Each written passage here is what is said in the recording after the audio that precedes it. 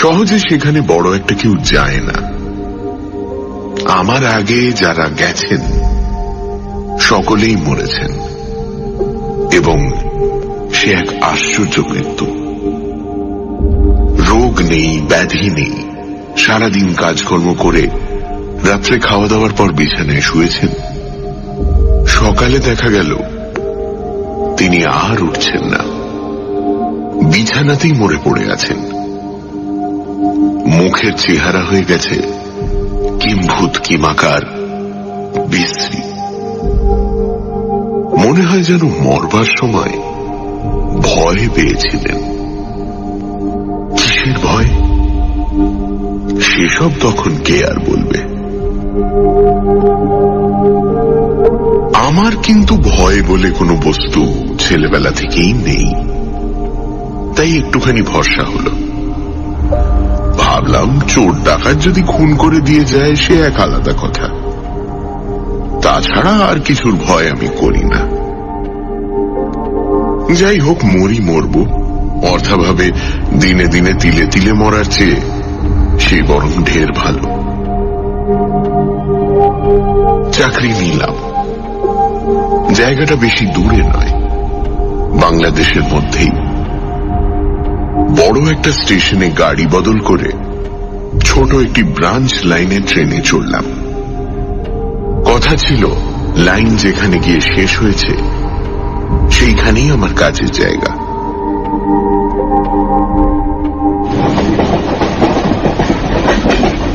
সন্ধ্যার একটু পরেই আকাশে চাঁদ উঠল। শরৎকালের নীল নির্মল আকাশ, সাদা সুন্দর জ্যোৎস্নায় উদ্ভাসিত ছোট ছোট গ্রাম, সবুজ ধানের মাঠ আর গাছপালার মাঝখান দিয়ে ছোট লাইনের ছোট্ট ট্রেনখানি আমাদের এগিয়ে চলেছে।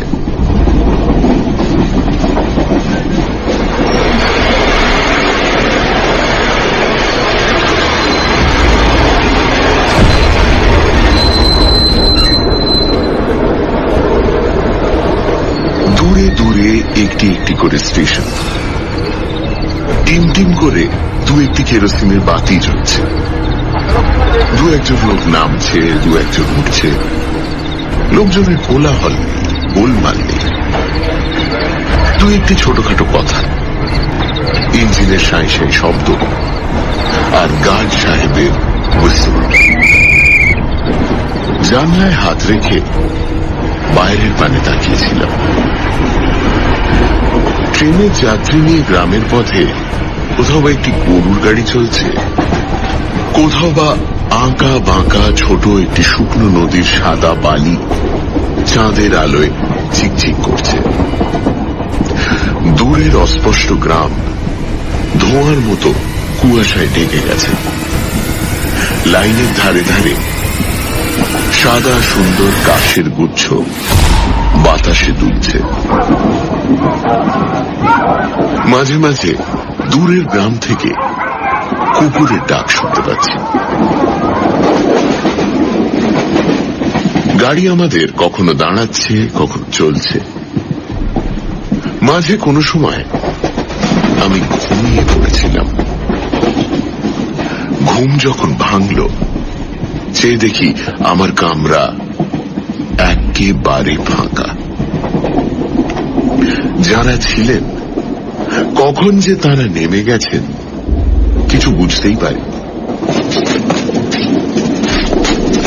পেছনে পায়ের শব্দ হতেই ফিরে দেখলাম আপাদ মস্তক সাদা চাদর মুড়ি দিয়ে কালো মতো প্রকাণ্ড লম্বা এক ভদ্রলোক আমার দিকে এগিয়ে আসছেন। কেন আসছেন বুঝলাম না। সেরকম লম্বা মানুষ আমি খুব কমই দেখেছি। কাছে আসতেই আমি তার মুখের দিকে তাকালাম। কালো কিম্ভূত কিমাকার সে এক অদ্ভুত মুখ। মানুষের মুখ বলে মনেই হয় না, ঠিক যেন ছাগলের মতো। এক একটা পাঁঠার কেমন দাড়ি থাকে না, তেমনই দাড়ি। গোঁপগুলো একটা একটা করে গোনা যায়, আর সেই মুখের ওপর অস্বাভাবিক রকম উজ্জ্বল গোল গোল সাদা দুটো চোখ। চোখে আমার ঘুমের ঘোর যদি বা একটুখানি ছিল, লোকটাকে আমার সামনের বেঞ্চে বসতে দেখে সেটুকু উড়ে গেল। কারোর মুখে কথা নেই। শেষে তিনি আমায় দয়া করে জিজ্ঞেস করলেন, কোথায় যাওয়া হবে? গলার আওয়াজও তেমনি, মনে হলো যেন হাঁড়ির ভেতর থেকে কথা বেরোচ্ছে। বললাম, শালবনী। ও, চলুন, আমিও যাব। বাধিত হলাম। চাকরির জায়গায় পৌঁছতে না পৌঁছতেই এই জিজ্ঞেস করলাম, আপনি কি শালবনীতেই থাকেন? ঘাড় নেড়ে জানালেন, না। কোথায় থাকা হয় সে কথা জিজ্ঞেস করবার সাহস হলো না। বললাম, সিমসন কোম্পানির যে লোহার কারখানা তৈরি হচ্ছে, স্টেশন থেকে সেটা কতদূর মশাই? এই তো কাছে। শুনে আশ্বস্ত হলাম। বললাম, আচ্ছা, বলতে পারেন, শুনছি নাকি ৩-৪ জন লোক সেখানে মারা গেছে। কেন মারা গেছে জানেন আপনি? তিনি তখন অন্যদিকে মুখ ফিরিয়েছেন। কোনো জবাব পেলাম না। সর্বনাশ। তবে কি এইখান থেকেই সঙ্গ নিলেন নাকি? শালবনী স্টেশন আর কত দূর, সে কথাই ভাবতে লাগলাম।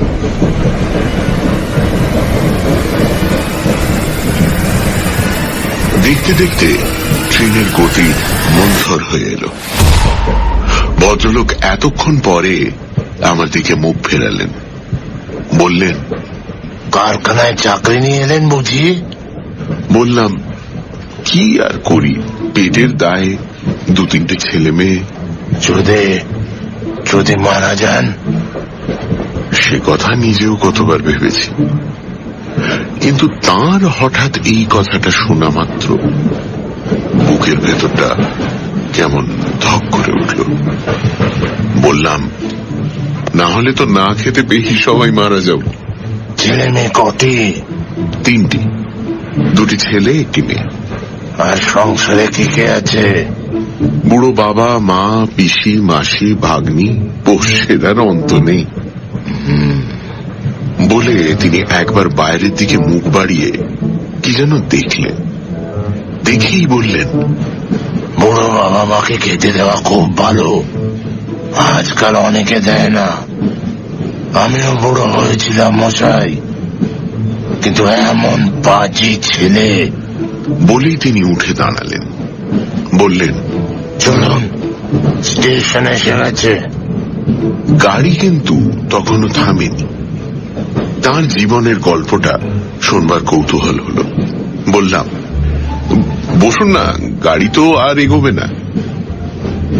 এই বলে পকেট থেকে একটা বিড়ি আর দেশলাইটা বের করে বললাম, খান।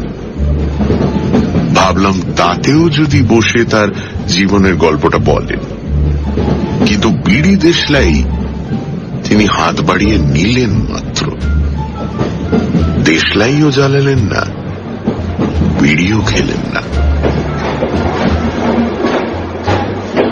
গাড়ি আমাদের স্টেশনে পৌঁছে গেল এবং পৌঁছবা মাত্র দরজা খুলে তিনি নেমে পড়লেন।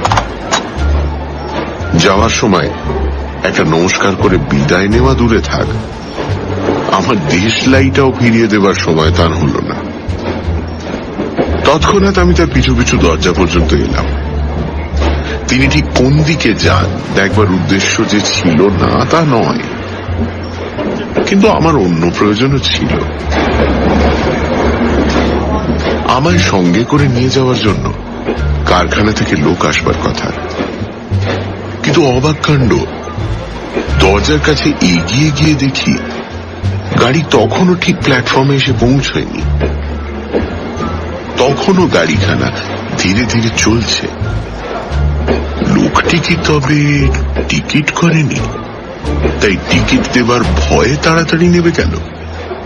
কিন্তু অত বড় লম্বা চেহারা সহজে তো চোখের আড়াল হওয়ার জো নেই। জ্যোৎস্নার আলোয় চারিদিক ঠিক দিনের মতোই স্পষ্ট পরিষ্কার, অথচ এদিক ওদিক তাকিয়ে কোনো দিকেই তাকে দেখতে পেলাম না।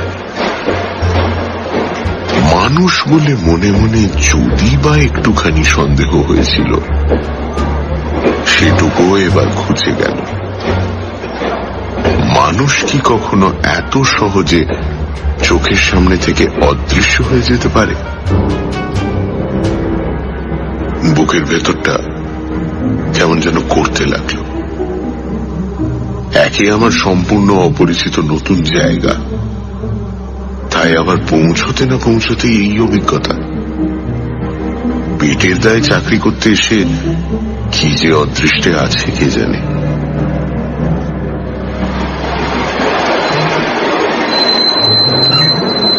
কারখানা থেকে দুজন গোর্খা চাপরাশি এসেছে আর একজন বাঙালি ভদ্রলোক। গাড়ি থেকে আমার জিনিসপত্র তারাই নামালো।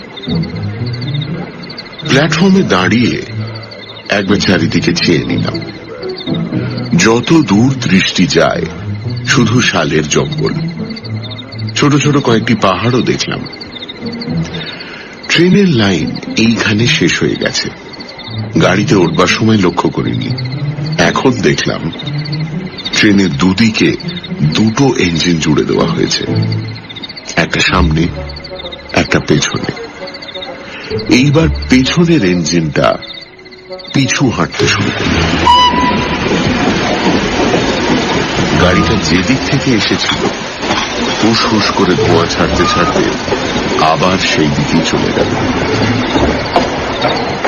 চারিদিক নির্জন, মাঝখানে ইস্পাতের ঝকঝকে লাইন চাঁদের আলোয় চিকচিক করছে। এ পাশে ছোট্ট একটি স্টেশন, আর ওপাশে আমাদের কারখানা। কারখানা গড়ে উঠতে তখনও অনেক দেরি। প্রকাণ্ড বড় বড় লোহার যন্ত্রপাতি এসে পৌঁছেছে। অনেকখানি জায়গা জুড়ে নানান রকমের লোহা লক্কর ইতস্তত ছড়ানো, আর তারই এক পাশে আমাদের থাকবার জন্য টিনের ছোট ছোট কয়েকটি অস্থায়ী ঘর তৈরি হয়েছে। শুনলাম নাকি ওই টিনের ঘরেই আমার আগে যারা এসেছেন তাদের জীবন লীলার অবসান হয়ে গেছে। তবু সে রাত্রির মতো আমাকে সেখানেই থাকতে হলো। বাঙালি ছোকরাটি যাতে ব্রাহ্মণ, আমার জন্য সে রান্না করে রেখেছিল। ঠিক হলো নিজের হাতের রান্না আমায় কোনোদিনই করতে হবে না, সেই রোজ আমায় রান্না করে দেবে। সেদিন রাত্রে তাকে আর আমার কাজ ছেড়ে যেতে দিলাম না। খাওয়া দাওয়ার পর সে আমারই কাছে একটা ছোট বিছানায় শুয়ে রইল। কাছাকাছি কোনো একটা গ্রামে তার বাড়ি, নাম যতীন। প্রথমে সে জিজ্ঞেস করল, আপনি ব্রাহ্মণ? হ্যাঁ। ব্যাস, তাহলে আর আপনার ভয় নেই। কেন, ব্যাপার কি বলতো যতীন? না মানে যারা মরেছে তাদের ভূতে মেরেছে কিনা। গেছো ভূতে। ভূত কখনো বামুনকে মারে না, ওরা কেউ বামুন ছিল না। বামুনকে মারবে না সেটা তুমি কেমন করে জানলে? পইতে ছুঁয়ে একবার যদি গায়ত্রী জপ করে দেন তো ভূতের বাবারও সাত দিনেই যে আপনার কাছে এগোয়। তা নইলে ওদের তিনটেকে মেরে ফেললে আর আমাকে মারতে পারত না। ব্যাপারটা সত্যিই রহস্যজনক, কিছুই বোঝবার উপায় নেই। রাত্রে ভালো ঘুমও হলো না।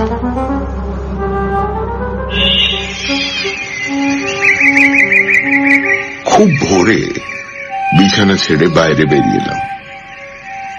তখন সবে সূর্যোদয় হচ্ছে। পূব দিকে সবুজ বনের মাথার উপর আকাশটা লাল হয়ে উঠেছে। মিষ্টি মিষ্টি হাওয়া বইছে। জায়গাটি বড় চমৎকার। আমায় বাইরে আসতে দেখেই গোর্খা চাপরাশি দুজন সালাম করে আমার কাছে এসে দাঁড়ালো। জিজ্ঞেস করলো কাজ আরম্ভ হবে কিনা, এবং তা যদি হয় তাহলে ওরা আশেপাশের গ্রাম থেকে লোক ডাকতে যাবে কিনা। বললাম, যাও তোমরা লোক নিয়ে এসো, কাজ আরম্ভ হবে। এখন আমাদের কাজ শুধু জঙ্গলের গাছ কাটা। কোম্পানি তার জন্য আমার সঙ্গে দিয়েছে 100 টাকা। তাছাড়া টাকার দরকার হলেই হয় হেড অফিসে জানাতে হবে, আর না হয় এখানকার জাংশন স্টেশনে কোম্পানির যে চুনের কারখানা আছে সেখানে জানালেই তারা তৎক্ষণাৎ টাকা পাঠিয়ে দেবে। আমার উপর হুকুম 1 মাসের মধ্যে অন্তত 1000 বিঘে জমি সাফ করে ফেলা চাই। চাপরাশিদের বলে দিলাম, লোক তোমরা যত বেশি পারো নিয়ে এসো। তারা লোক আনতে চলে গেল। ভাবলাম আমার একমাত্র প্রতিবেশী স্টেশন মাস্টারের সঙ্গে আলাপ পরিচয়টা করে আসি, কিন্তু এত সকালে ভদ্রলোক ঘুম থেকে উঠেছেন কিনা কে জানে। একটু পরেই যাওয়া যাবে ভেবে পায়ে চলা যে সরু পথটি জঙ্গলের ভেতর গিয়ে ঢুকেছে সেই পথ ধরে হাঁটা শুরু করলাম।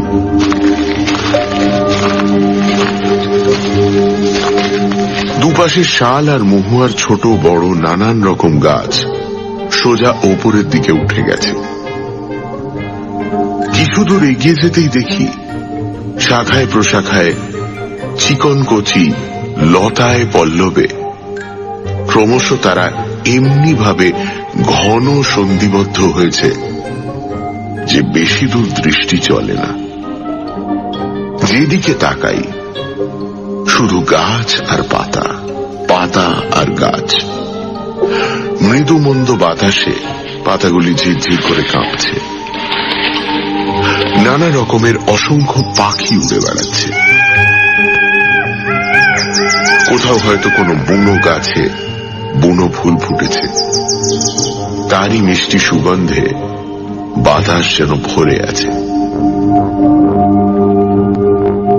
চমৎকার একটি প্রজাপতি উড়তে উড়তে হঠাৎ আমার হাতে এসে বসল। ইচ্ছে করলেই আমি তাকে ধরতে পারতাম, কিন্তু ধরলাম না। হাতটি আমার চোখের কাছে এনে যেই তাকে আমি ভালো করে দেখতে গেলাম, রঙিন পাখা উড়িয়ে তৎক্ষণাৎ সে আমার হাতের উপর থেকে উড়ে পালালো। ছায়া শীতল স্নিগ্ধ সেই অরণ্যের মাঝখান দিয়ে মনের আনন্দে অন্যমনস্ক হয়ে অনেক দূর গিয়ে পড়েছিলাম। পেছনে হঠাৎ একটা ট্রেনের শব্দে যেন আমার চৈতন্য হলো। এবার ফিরতে হবে। ট্রেন এসেছে, আবার চলেও গেছে। স্টেশন মাস্টার বসে বসে একটি মোটা খাতায় কি যেন লিখছিলেন। মোটা সোটা বেটে খাটো মানুষটি। পরিচয় হতেই মুখখানি তার আনন্দে উজ্জ্বল হয়ে উঠল। খাতা বন্ধ করে তিনি গল্প জুড়ে দিলেন। আমি বললাম, কাজ করুন। দূর তেলি কাজ, মানুষের মুখ দেখতে পাই না মশাই। দুটো কথা বলে যে সুখ হবে, তাই পাণ্ডব বর্জিত দেশে তারও উপায় নেই। আরে দিন না মশাই চটপট ওই গাছগুলোকে কেটে উড়িয়ে তবু একটা কারখানা টারখানা হবে, শহর বসবে, বাজার বসবে, লোকজন তবু দেখতে পাবো। কিন্তু ওই গাছ কাটতে গিয়ে শুনেছি আমার আগে তিনজন। কথাটাকে তিনি শেষ করতে দিলেন না।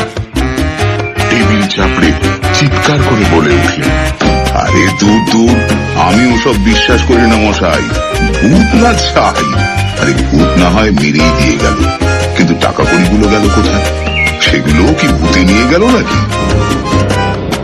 কথাটা ভালো বুঝতে পারলাম, তাই তাকে আর একবার ভালো করে জিজ্ঞেস করতেই তিনি বললেন, তার বিশ্বাস ভূত তাদের মারেনি, মিলেছে মানুষে। কুলি বিদায় করবার টাকা করি তাদের কাছেই থাকত। সেই টাকার লোভে কেউ তাদের মেরে ফেলেছে। তিনি বললেন, আমার কিন্তু মশাই ওই গোর্খা চাপরাশি দুটোকে বিশ্বাস হয় না। বললে কথা শোনে না, ব্যাটারা যেন নবাব পুত্তুর। কি জানি মশাই, কি করবে তাই ভাবছি। লেখক চাকরি নিয়ে চললেন একটি ছোট শহরের দিকে, যেখানে তার আগে যারাই এসেছেন সকলেই মারা গেছেন। ট্রেনে লেখকের সঙ্গে আলাপ হয় এক অদ্ভুত দেখতে লোকের, যে মানুষ কিনা ঠিক বোঝা যায় না। আবার সেই জায়গা স্টেশন মাস্টার মনে করেন না যে লোকের মারা যাওয়ার পেছনে কোনো অশরীরীর হাত আছে। তারপর মাস্টার মশাইয়ের টেলিগ্রাফ এসেছে। তিনি উঠে দাঁড়ালেন। টেলিগ্রাফের কলটার কাছে গিয়ে টকটক করে কলটা বার কতক বাজিয়ে দিয়ে আবার চেয়ারে এসে বসলেন। তারপর আমাকে বললেন, আপনার আগে যে লোকটা এসেছিল তাকেও বলেছিলাম, কিন্তু সে হিন্দুস্তানি, বাঙালির কথা শুনলে না। ভাবলে আমি বুঝি ওর টাকাগুলো বাগাবার মতলবে আছি। কাজ শেষ করে তিনি আবার আমার কাছে এসে বসলেন। বললেন, টাকা করি নিজের কাছে রাখবেন না দাদা, আমি ভালো কথা শিখিয়ে দিচ্ছি, শুনুন। বলে তিনি স্টেশন ঘরের দেওয়ালের গায়ে লাগানো একটি লোহার আয়রন সেফ দেখিয়ে বললেন, ওইখানে রাখতে পারেন। পরের টাকা ওখানে রাখতে অবশ্য আমি দিতাম না, কিন্তু আপনি একে বাঙালি, তাই ব্রাহ্মণ, তাই বলছি একবার রেখে দেখুন, দেখি কি হয়।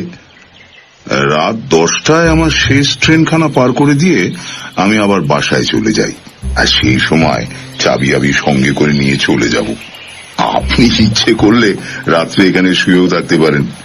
বেশ করে দরজা জানলাগুলো বন্ধ করে দিয়ে এই টেবিলের ওপর তোফা আরামে নাক ডাকবেন মশাই। টাকা থাকবে ওই আয়রন চেস্টের মধ্যে। দেখুন তো দেখি ভূতে কেমন করে মারে। পরামর্শ মন্দ নয়। খাবার জোগাড় করবার জন্য যতীন আমার কাছ থেকে টাকা চাইতে এলো। টাকা দিয়ে বললাম, রাত্রে আমি এইখানে থাকবো। হ্যাঁ যতীন? যতীন হেসে বলল, বুঝতে পেরেছি, বাবু ভয় পেয়েছেন। তা আপনার ভয় কি বাবু? আপনি না ব্রাহ্মণ মানুষ, আমি তো তখনই আপনাকে বলে দিলাম। গোর্খা চাপরাশি দুজন বেশ কাজের লোক। গাছ কাটবার জন্য প্রায় 50 জন কুলি তারা ধরে নিয়ে এলো।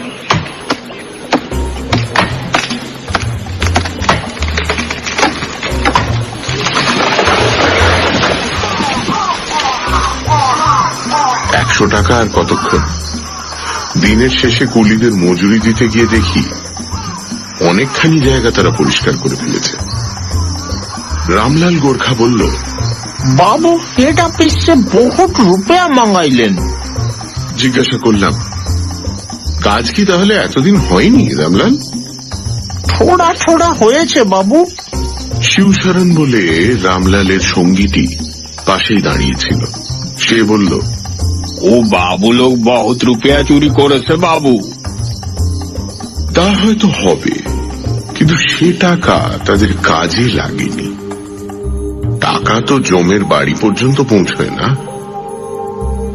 যাই হোক, সেদিনই হেড অফিসে তার করে দিলাম, একসঙ্গে মোটা রকমের কিছু টাকা আমায় পাঠিয়ে দেওয়া হোক, নইলে কাজের ভারী অসুবিধে হবে। কিন্তু টাকা আসতে আসতে অনেক দেরি হয়ে গেল। আমার আগে যারা এসেছিলেন তারাও হয়তো এমনি করে টাকা নিয়েছেন, কিন্তু কাজ বেশি দূর এগোয়নি। অথচ টাকার হিসেব না দিয়েই তারা মারা গেছেন। এমনি করে কোম্পানির অনেক টাকা ক্ষতি হয়েছে। তাই টাকা না এসে কলকাতার হেড অফিস থেকে এলেন একজন ইন্সপেক্টর।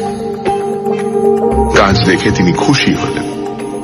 অসংখ্য গাছ তখন আমি কাটিয়ে স্তূপাকার করে ফেলেছি। বনের শ্যামল শ্রী একেবারে নির্মম ভাবে নষ্ট করে দিয়ে অনেকখানি জায়গা তখন ফাঁকা করে দিয়েছি।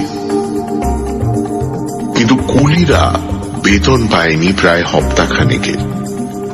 তারা আমায় তখন ছিঁড়ে খাচ্ছে।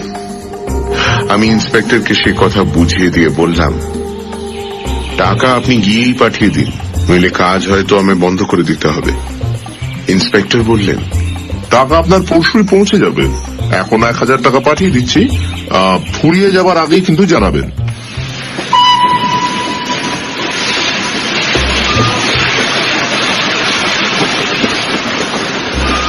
তাকে আমি ট্রেনে চড়িয়ে দিয়ে এলাম। শিবশরণ আমার সঙ্গে গিয়েছিল।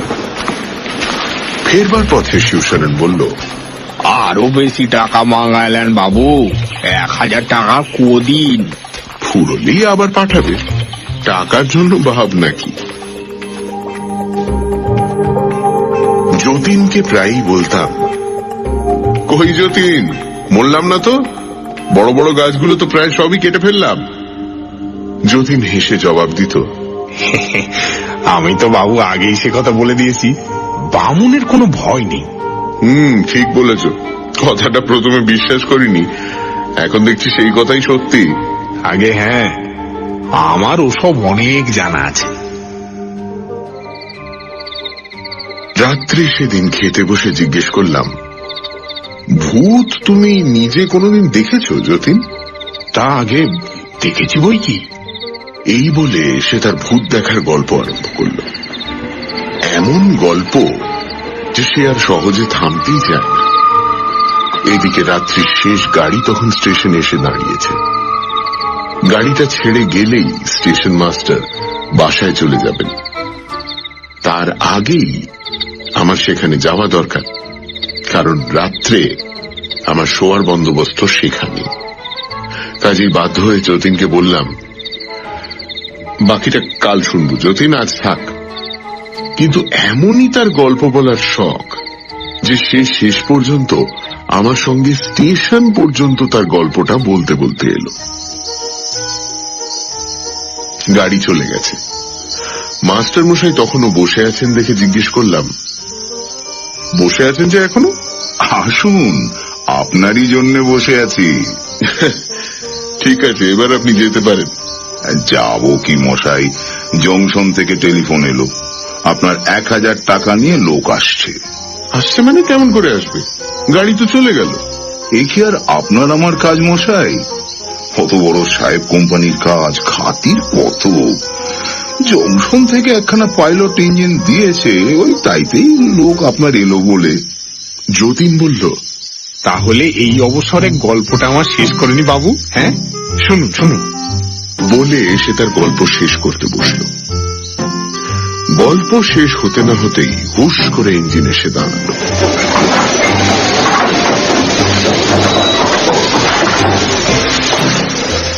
ইঞ্জিন থেকে নামলো এক সাহেব। 1000 টাকা অন্য কারোর হাতে পাঠাতে হয়তো বিশ্বাস হয়নি, তাই চুনের কারখানার ছোট সাহেব নিজেই এসেছে। টাকা দিয়ে রসিদ লিখিয়ে নিয়ে তিনি আবার সেই ইঞ্জিনেই ফিরে গেলেন।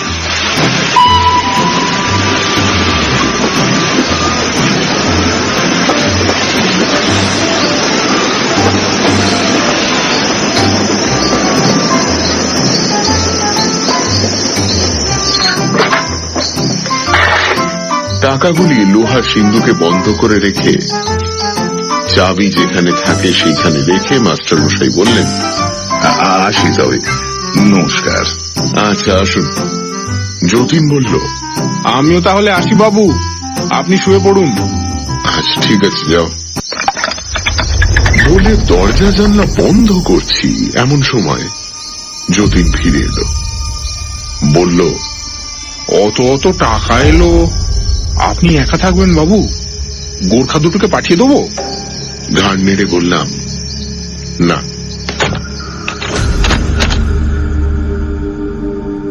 দরজা জানলাগুলো বন্ধ করে দিয়ে ঘরের মধ্যে শুয়ে থাকলে দম বন্ধ হয়ে আসে।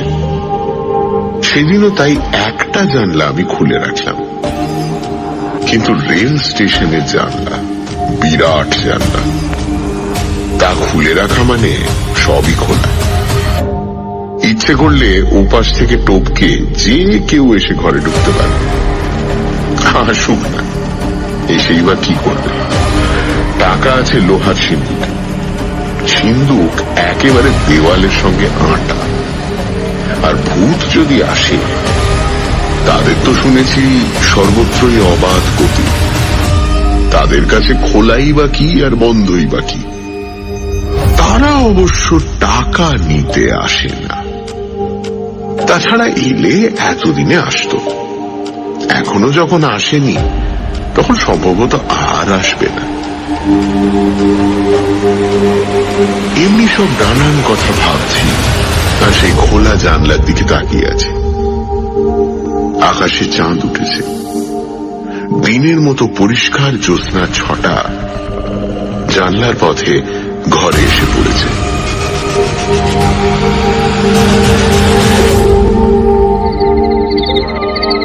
ভাবতে ভাবতে কতক্ষণ পর জানি ঘুমিয়ে পড়েছিলাম। হঠাৎ মনে হলো কাপড় দিয়ে কে যেন আমার মুখখানা চেপে ধরেছে। ঘুম ভেঙে গেল, জেগে দেখি সত্যি তাই। হাত তুলতে গিয়ে দেখি হাত দুটো দড়ি দিয়ে বাঁধা, পায়ের অবস্থাও তাই। ঘুমের ঘরে কখন কে যেন এসে আমায় আষ্টে পৃষ্ঠে বেঁধে ফেলেছে। কিছুই বুঝতে পারছি না, কথা বলার উপায় নেই। দম যেন বন্ধ হয়ে আসছে, অথচ চোখ দুটো খোলা। জানলার পথে যে জ্যোৎস্নার আলো এসে ঘরে পড়েছে, তাতে শুধু সেই জায়গাটি দেখা যায়। যে লোকটা আমার মুখে কাপড় চাপা দিয়ে সজোরে বেঁধে ফেলেছে, তাকে আবছা আবছা দেখতে পাচ্ছি, কিন্তু চেনবার উপায় নেই। মুখ খুলতে পারছি না, তবু কোনো মতে অস্পষ্টভাবে গো গো করে বললাম, টাকা নিয়ে যাও, তোমরা মেরে ফেলে না পাবো। ওদিকে আমার মাথার পেছনে দেওয়ালের গায়ে সিন্দুক খোলার শব্দ পেলাম। কি আর করি, মরার মতো চুপ করে পড়ে আছি। মৃত্যু অনিবার্য। এতক্ষণে বুঝলাম, আমার আগে যারা মারা গেছে তারাও ঠিক এমনি করেই গেছে। বুকের ভেতরটা ধক ধক করছে, গলাটা শুকিয়ে কাঠ হয়ে গেছে। সে যে কি ভীষণ অবস্থা, তা আমি লিখে বোঝাতে পারবো না। চোখের সামনে আমার ছোট ছোট ছেলে মেয়ে তিনটির কচি মুখ ভেসে উঠল। আমার স্ত্রীর কথা মনে হলো, কেন যে আমি তাদের ছেড়ে এখানে এলাম। চোখ দিয়ে আমার দর দর করে জল গড়িয়ে পড়তে লাগলো। হে ভগবান, এটা যেন আমার প্রাণে না মারে। বেঁচে যদি থাকি, তো কালই আমি এই চাকরিতে ইস্তফা দিয়ে চলে যাব। টাকাগুলো মাথার কাছে ঝনঝন করে উঠল। থলেটা তাহলে ওরা বার করেছে। এমন সময় মনে হলো যেন জানলার পথে আর একটা লোক ঘরের মধ্যে লাফিয়ে পড়ল। চোখের জলে দৃষ্টি তখন ঝাপসা হয়ে এসেছে, তবু যেন মনে হলো আপাদ মস্তক সাদা কাপড়ে ঢাকা, প্রকাণ্ড লম্বা সেই লোকটা, যাকে আমি প্রথম দিন ট্রেনে দেখেছিলাম। গলাটা তখন কে যেন আমার দু হাত দিয়ে চেপে ধরেছে।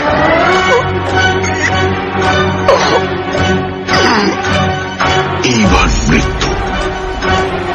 অনুরোধ করবার শক্তি নেই। মুখের কাপড় তখনও তেমনই বাঁধা। কিন্তু অবাক কাণ্ড, মরতে মরতে আমি বেঁচে গেলাম। আমার গলা ছেড়ে দিয়ে ঘরের মধ্যে সে কার সঙ্গে যেন হাতাহাতি শুরু করে দিয়েছে।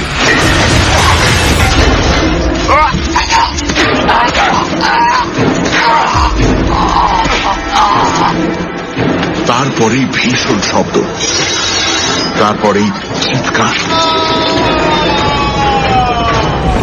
মানুষ মরবার সময় যেভাবে চিৎকার করে, এও ঠিক তেমনি। কণ্ঠস্বর শুনে চিনতে পারলাম, এ আমার গোর্খা চাপরাশি রামলাল। মারামারি কিন্তু তখনও থামে। টাকার থলেটা মনে হলো একবার ঝনঝন করে মেঝেতে পড়ে গেল। তারপর কে জানলা টপকে বাইরে বেরিয়ে গেল, তার পিছু পিছু আর একজন। বাইরেও শব্দ হতে লাগে। নিরুপায় অসহায় অবস্থায় আমি শুধু মরার মতো সেইখানেই চুপ করে পড়ে রইলাম।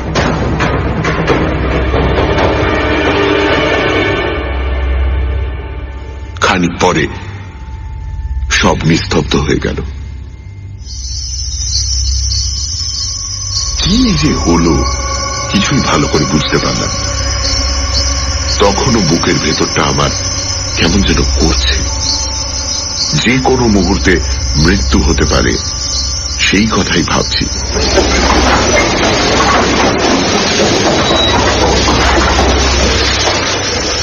এমন সময় ঝকঝক শব্দ করতে করতে ঘরের বাইরে একখানা ইঞ্জিন এসে দাঁড়ালো। সঙ্গে সঙ্গে অনেকগুলো পায়ের শব্দ। বন্ধ দরজায় ঘা পড়তে লাগলো। কিন্তু কে খুলবে?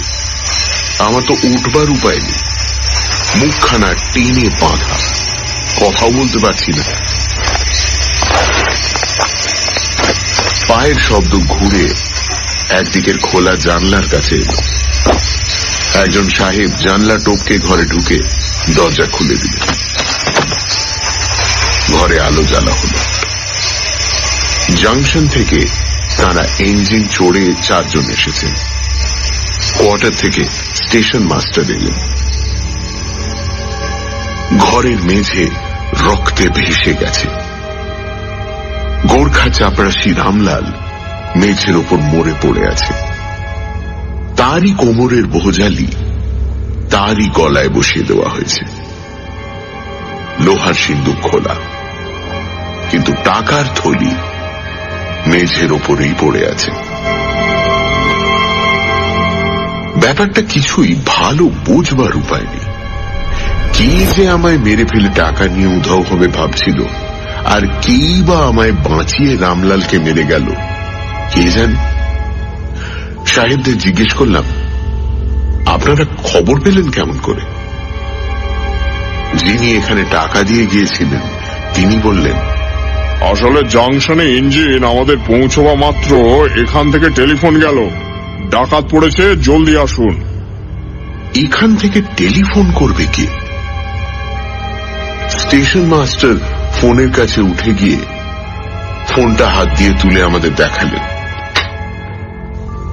ফোনের কানেকশন তিনি কেটে দিয়েই বাসায় গিয়েছেন।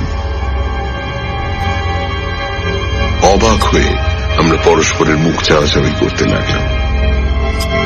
হঠাৎ আমার মনে হলো ঝগড়াটা বাইরে পর্যন্ত গড়িয়েছিল। বাইরে বেরিয়ে একবার দেখা যাক। সবাই মিলে বাইরে বেরিয়ে গেলাম। জ্যোৎস্নার আলো তখন ম্লান হয়ে এলেও দেখা গেল দূরে প্ল্যাটফর্মের একেবারে শেষ সীমানায় সাদা মতো কি যেন একটা পড়ে রয়েছে। কাছে গিয়ে দেখলাম শিবশরণ। আমাদের দেখে সে শুধু কাঁদতে থাকে, মুখে কোনো কথা বলে না।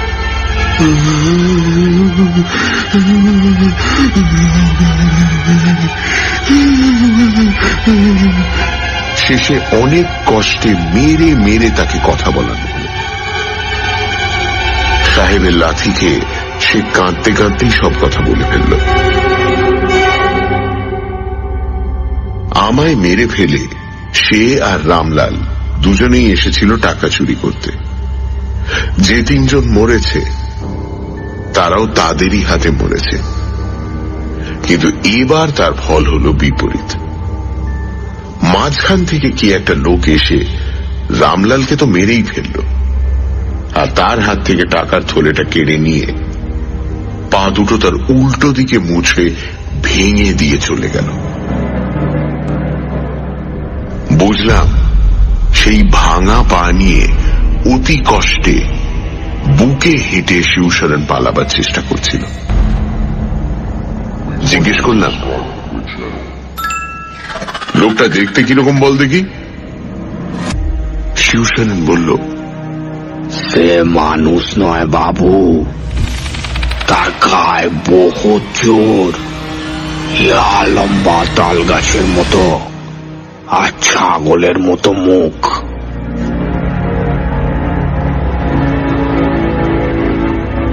আর কিছু বলবার দরকার ছিল না। মাথাটা তখন আমার কেমন যেন ঘুরছিল বলে সেইখানেই বসে পড়লাম। মনে হলো রামলাল যখন আমার গলাটা চেপে ধরে আমায় মেরে ফেলবার উদ্যোগ করেছিল, তাকে তখন আমি জানলা টপকে ঘরে ঢুকতে দেখেছি। মনে মনে এই ভাবছি, এমন সময় টুপ করে আমার পায়ের কাছে কি যেন একটা পড়ল। তুলে দেখি একটা দেশলাইয়ের বাক্স। এইটাকে সেই দিন আমি তাকে ট্রেনের কামরায় দিয়েছিলাম, কিন্তু ফেরত দিতে সে ভুলে গিয়েছিল। এদিক ওদিক বহু দূর পর্যন্ত তাকিয়ে কাউকেই আমি দেখতে পেলাম না। সমস্ত শরীর আমার তখন রোমাঞ্চিত হয়ে উঠেছে। কিন্তু কে সে? যেই হও, তুমি আমার প্রাণ রক্ষা করেছ। তোমায় নমস্কার।